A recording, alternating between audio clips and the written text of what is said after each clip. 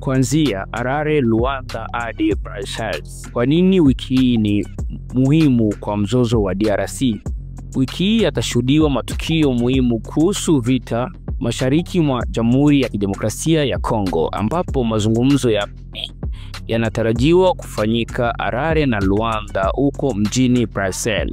Ukitarajiwa kufanyika mkutano ambao unasemekana huenda ukapitisha azimio la vikwazo. Mgogoro wa mashariki mwa Jamhuri ya Kidemokrasia ya Kongo kwa muda mrefu umekuwa ukisumbua nchi za kikanda, hasa kwa vile ni nchi ya pili kwa ukubwa barani Afrika na ya 11 kwa ukubwa duniani.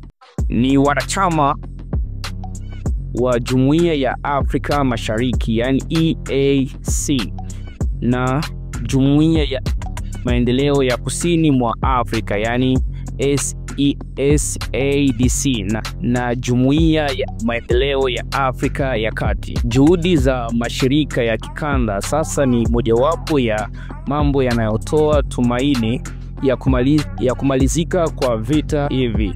Kwa mujibu wa wataalamu mbalimbali, huu ni wakati mpatanishi wa mgogoro wa Kongo. Rais wa Angola Joao Lourenço Jumamosi aliomba kwamba kuanzia usiku wa manane siku hiyo, siku moja kabla ya jana Jumapili, pande zinazozozana zianze usitishaji wa mapigano kabla ya mazungumzo kuanza. Jumapili kulikuwa na ripoti za mapigano katika sehemu za Kivu Kaskazini na Kivu Kusini. Ukitaka kujua maendeleo ya nchi zote duniani, usisahau kusubscribe YouTube channel yetu Kakabenja TV. Follow Instagram yetu Kakabenja TV. Follow Facebook, TikTok, na mwandaji wako ni Benjamin. Na mimi hapa ni Teachers.